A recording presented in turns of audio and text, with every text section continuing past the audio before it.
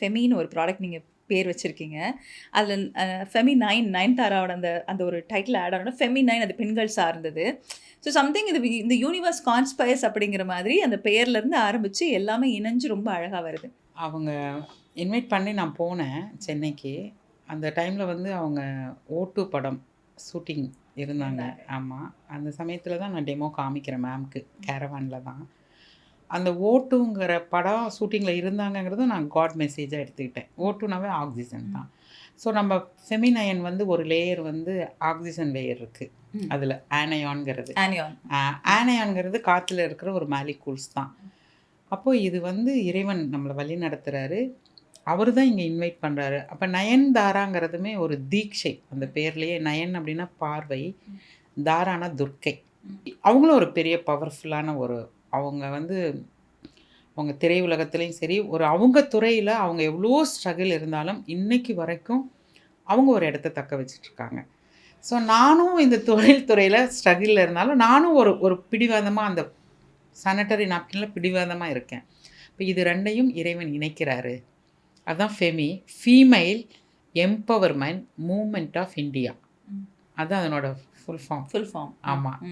அப்போ ஒரு ஃபீமேல் வந்து எம்பவராக இருக்கணும், அவள் இயக்கமாக இருக்கக்கூடாது, அசைவாக இருக்கணும். மூமெண்ட்டுங்கிறது இயக்கம் கிடையாது, அசைவு. மூமெண்ட், அசையணும். அப்போ என்னை கொண்டே அசைஞ்சு கொண்டே மேம் கிட்ட நினச்சிருச்சு கடவுள். Wow, what an explanation. Female empowerment movement of India இல்லையா? அது ஃபெமினைன் ஆயாச்சு இல்லைங்களா? அந்த ஒரு டிஸ்கஷனுக்கு அப்புறம் மேம் என்ன சொன்னாங்க? ஃபர்ஸ்ட் திங் என்ன சொன்னாங்க? மேம் வந்து நான் வந்து ரொம்ப நேசிப்பேன் உடம்ப.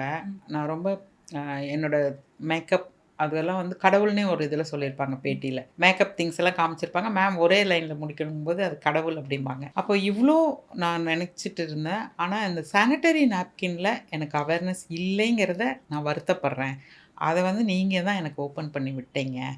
இது மாதிரி இப்போ எனக்கே இல்லைன்னா எவ்வளோ பேருக்கு, இப்போ என்கிட்ட என்ன பணம் இல்லையா, நான் வாங்க முடியாதா? ஆனால் அவேர்னஸ் தான் இல்லை என்கிட்ட.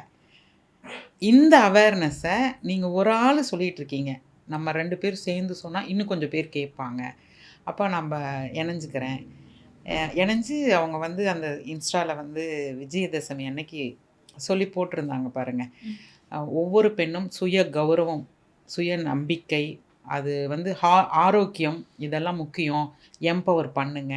நாங்கள் வந்து எல்லோரும் சேர்ந்து அந்த ஃபெமினயன்கிற ஒரு ப்ராடக்ட் வந்து ப்ராடக்ட் கிடையாது, நாங்கள் விற்கிறதுக்கு வரல, உங்கள் ஹெல்த்தை காப்பாற்றிக்குங்க அப்படிங்கிற ஒரு கல்வியை கொடுக்குறோம் அப்படி தான் சொல்லி போட்டிருந்தாங்க. ஸோ அது எனக்கு ஒரு பெரிய பாக்கியமாக, ஆசீர்வாதமாக கருதுகிறேன்.